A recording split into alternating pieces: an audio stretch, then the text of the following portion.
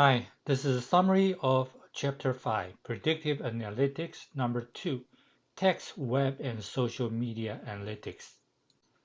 When you are reading this particular chapter, you will find there are so many terminologies and concepts that seem to be very confusing. As a matter of fact, yes, it is true that you will not be able to understand or even remember all the things that discussed in this chapter.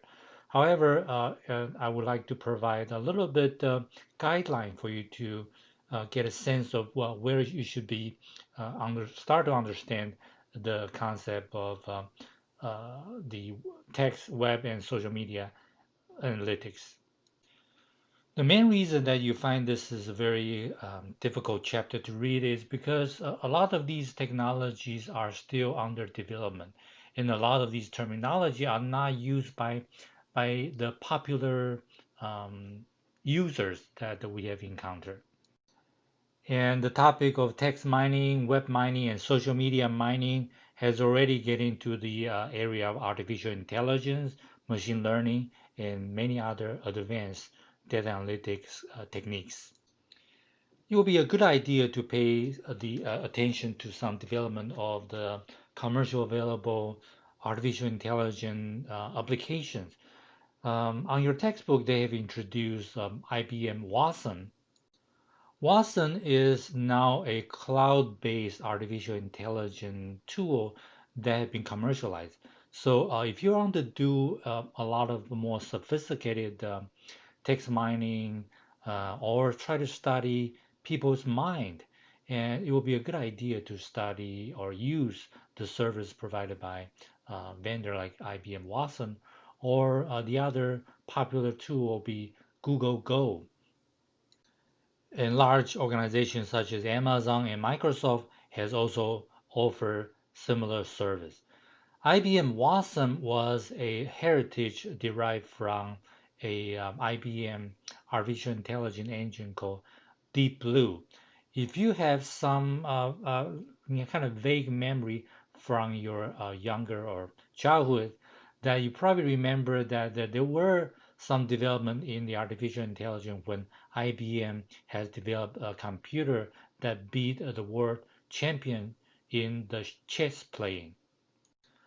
Those technologies later has been used in the natural language processing and text analysis, becoming what we know as artificial intelligence today. So the basic idea is that we're moving from structured data mining that you have learned from Chapter 4 into something more unstructured data that should be handled by the machine. And most naturally, that we are dealing with a human language.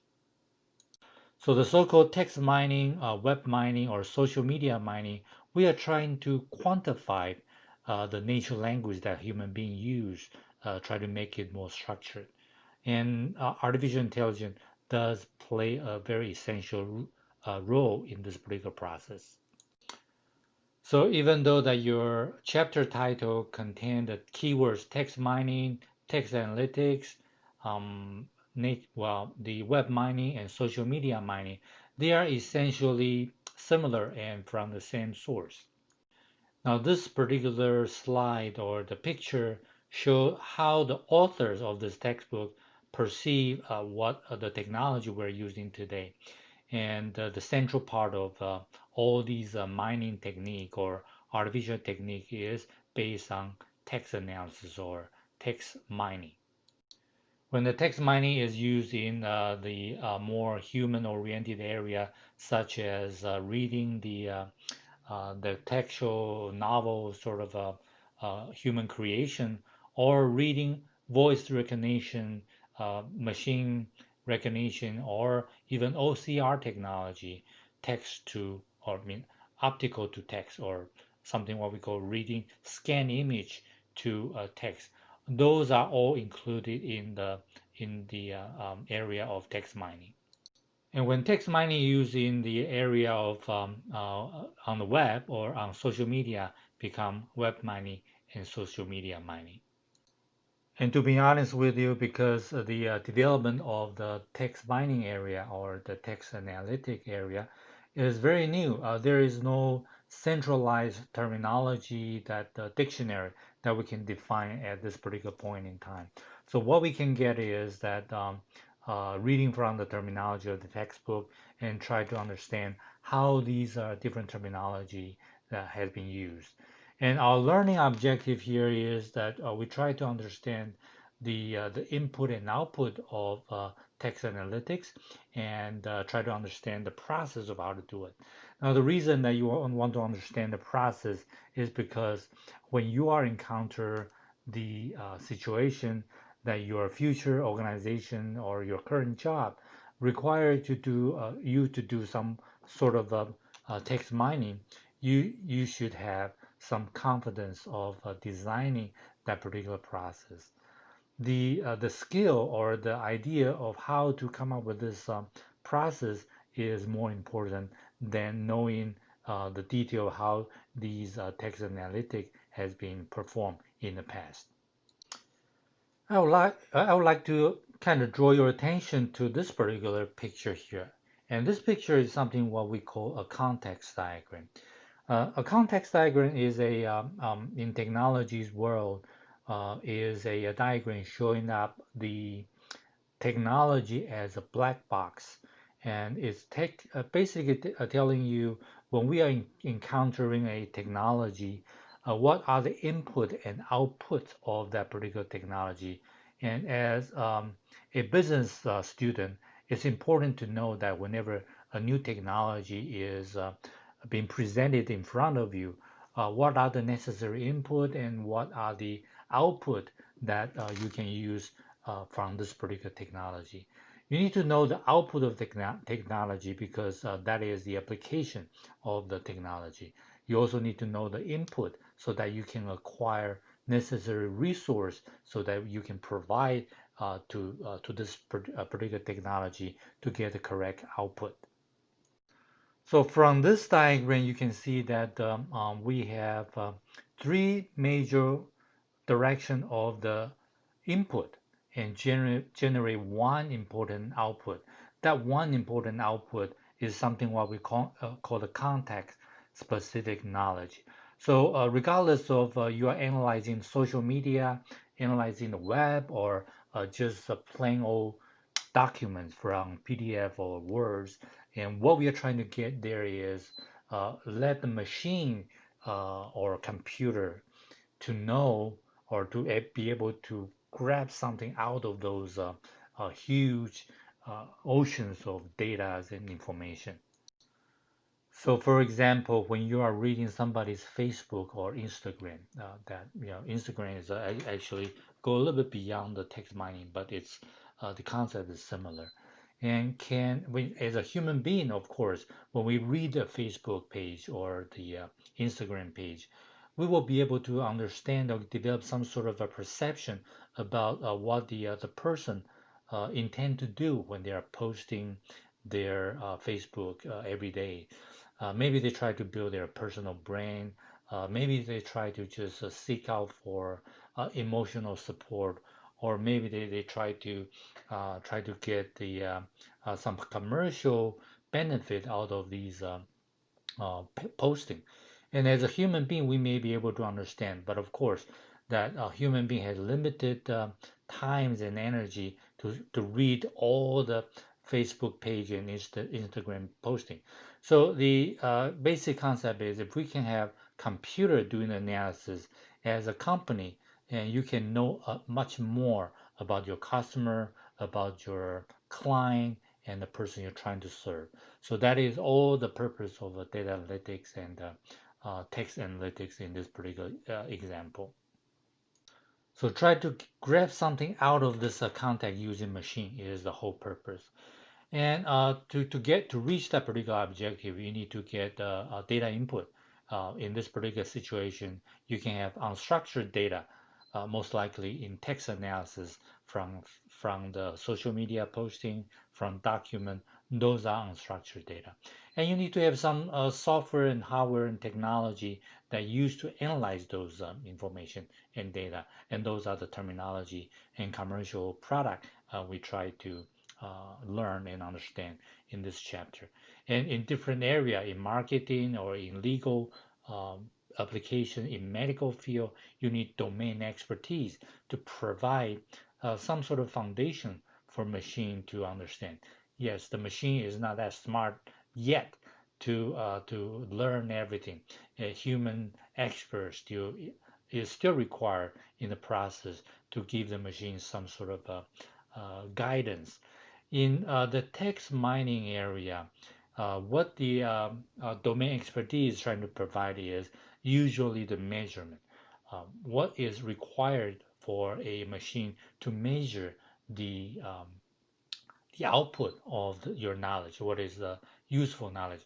For example, that from reading Facebook page, the marketing expert might go in there and says, okay, I want to know what is the general concern of my customer, what is their most recent interest in my product feature.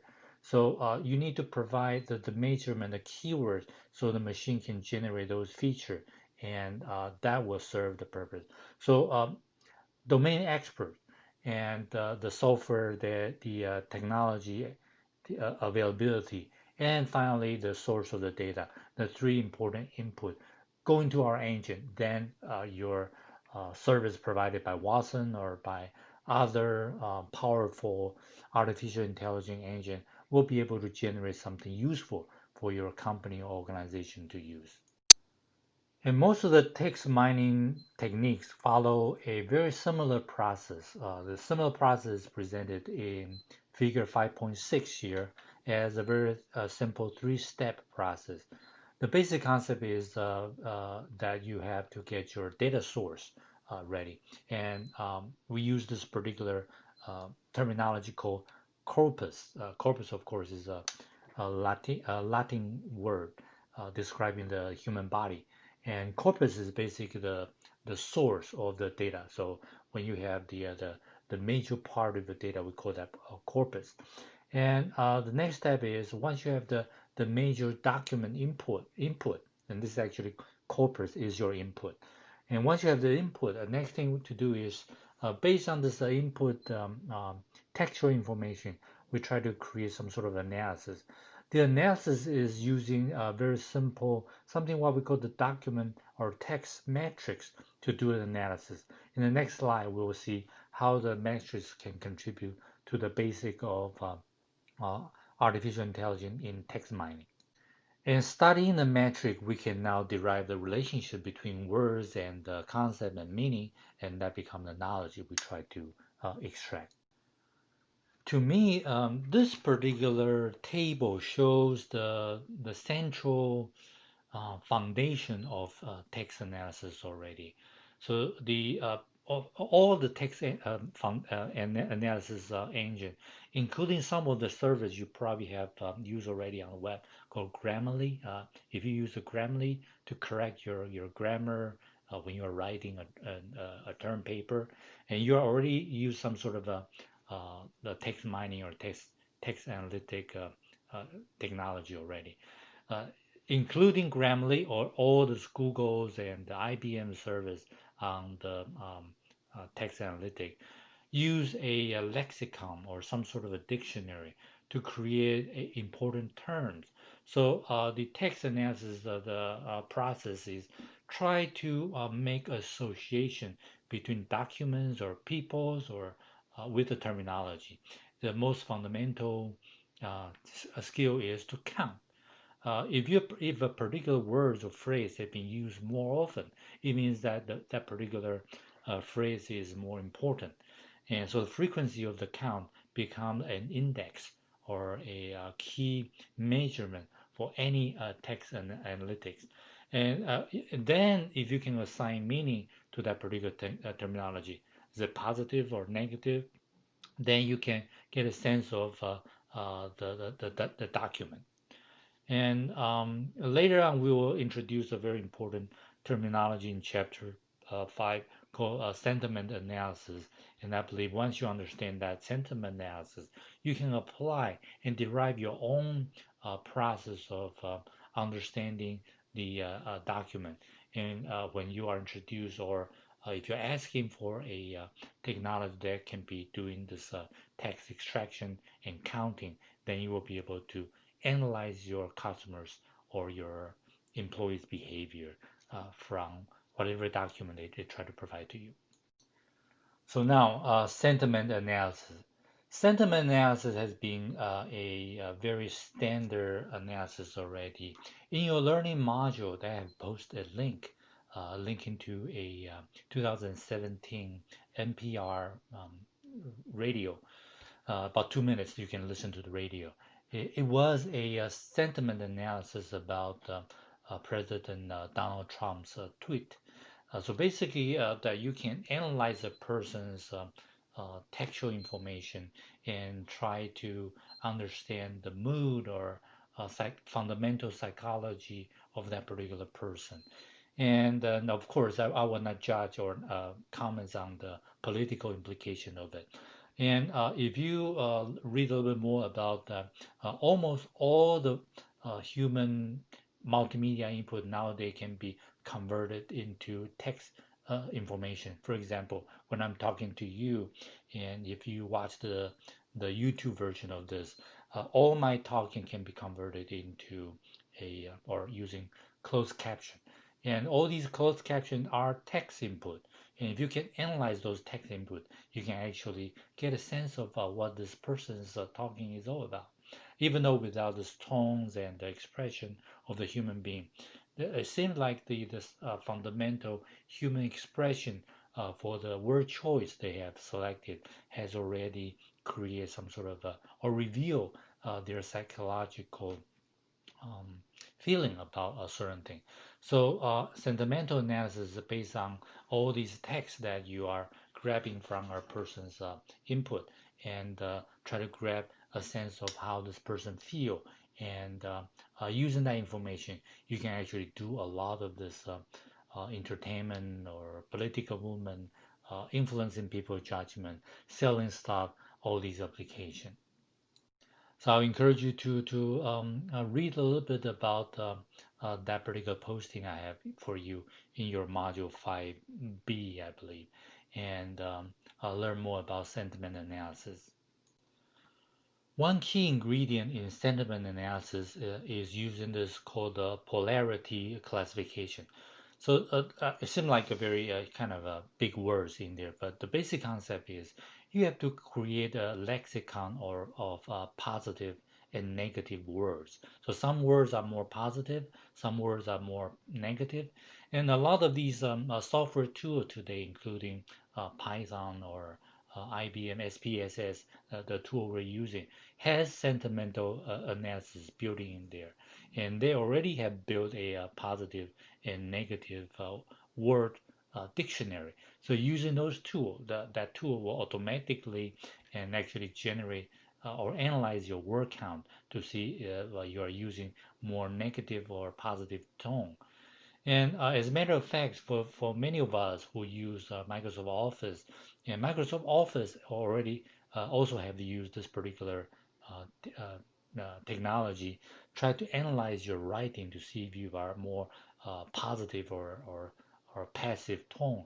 Using that, we can understand a lot more about a person's personality. And the other dimension of the sentiment analysis is other than classify your word into positive and negative wording, you can also sort of like classify them into subjective, more emotional or objective tone. So once you be able to kind of put people writings or tweets or Facebook posting or even Instagram into this profile, and of course the terminology is called polarity, and you'll be able to understand roughly how a person's mood and how they're going to be making certain decisions. And you can imagine how useful it can be if you can say, for example, in a political movement. If you can somehow figure out the energy of your crowd, you can actually try to achieve something by using the energy of that particular crowd. And using similar concept and method, we can use the engine and tool to analyze the web, to analyze the social media, and become web mining and social media mining. Use your textbook's terminology. When the same technology used in different application like web mining or social media mining, it has a different purpose and different measurement. And these metrics and measurement are the central theme of your chapter number 5. For example, when we are analyzing the web page or the web analysis, we are interested about the hit or the hyperlink induced topic search. We are interested about the how people are leading to the web, and those are the measurement used in the web analysis. And this is another simple 3-4 step process, very similar to the sentiment analysis. The process is almost the same, but the application is different. So you have, in this case, input will be the web page. So you're looking at step number 1, getting the web page. In text mining, we call this corpus. And step number 2 is we try to figure out what you are trying to study. And you're trying to study the user or study how they visit the website and so on and so forth. And you start to develop some sort of a understanding about user, website, session, visit. And finally, from the patterns or the count of the visit and session, you derive some sort of a knowledge in terms of visit patterns, user pattern, and visitor profile. Many modern web page tool, including say like the tool I use a lot called WordPress, or if you're using any vendor, say you go to GoDaddy.com, get website, and your website will have all these information: who is visiting your website, and where they're coming from, and how your website has been used or connected by different person. More advancedly, I kind of curious that your textbook didn't use this particular tool. On Google, there is a tool called Google Analytics, and recently, or not recently, at least for a few years already, Google has something called the Google Trend that figure out what people are interested in searching their website. What are the keywords used in different geographic location? And if you're interested, go to Google and search for Google Trend. You will find a lot more about this web analysis as an example. And the tool nowadays has been very easy to use for general population already. So you can use Google Trend to do some text analysis or word count to figure out what people are interested on the market nowadays. Social media analysis go a little bit farther in additional to the web content analysis or text analysis. They also study the relationship between one user to another. And the picture you're seeing here is actually a pretty old picture. It's been used since about 2005, and when the social media analysis has been used in counter-terrorist. And what the basic concept is, we try to create some sort of a web and try to study the relationship between one user to another, what content they are exchanging between one person to another, and what words they are exchanging between one person to another. The basic concept is very simple in defining the relationship. That is, if two persons are talking to each other from social media or from telephone, we can somehow measure those conversation and relationship in different metrics. If we can identify the pattern of that relationship, we can figure out something. Could be a terrorist, could be a potential customer, or could be a very important person you should market to, or can be a very popular like YouTuber you identify on the web. If you can identify those people, important nodes on the social network, you can do something about it. Realize by using your money in the right place for your marketing purpose. So those are the very important implication in doing this social network analysis. And this slide shows some of this very confusing and important, I should say, called analysis metrics. And I will encourage you to kind of read through them, even though you may not be able to understand uh, in very deep how they are actually measured.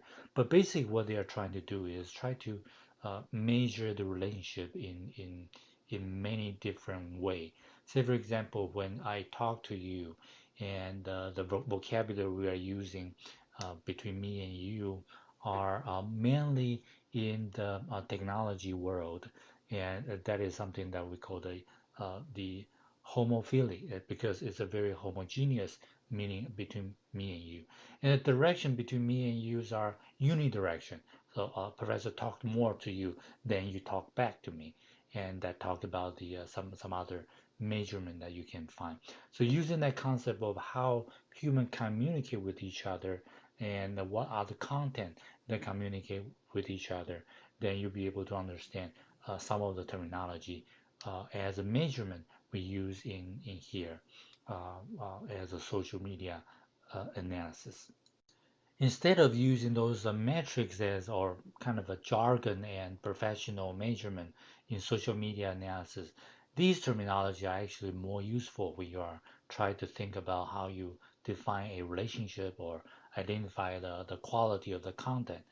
The quality of the content, the reach of the web page or the person, the frequency of communication, the accessibility of one node, one website, one page to the other, usability of a website or page or posting, the more immediacy,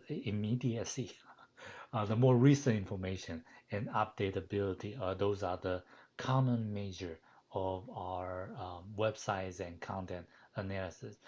One example of apply those concepts is when you go to Amazon buy something, and you will find that Amazon will recommend you some of the product they try to sell you, and you probably can see the pattern already.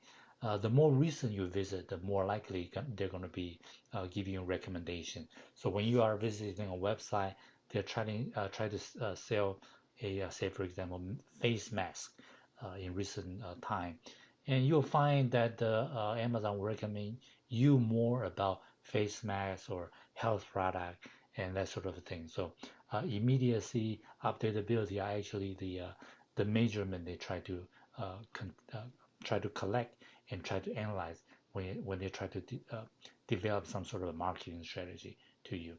And of course, a lot of these marketing strategy now has been built into artificial intelligence engine, so they are doing automatically, but the process and the knowledge acquisition mechanism is still be designed by human being.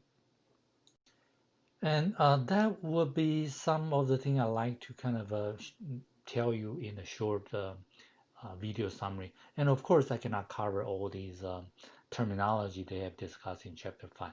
To do that would probably make this video 3-4 hours. So go back to the slides and find out all these weird terminology that you cannot understand and look up on the web if necessary. That will facilitate your learning much better. Until next time, I'll talk to you in another chapter summary.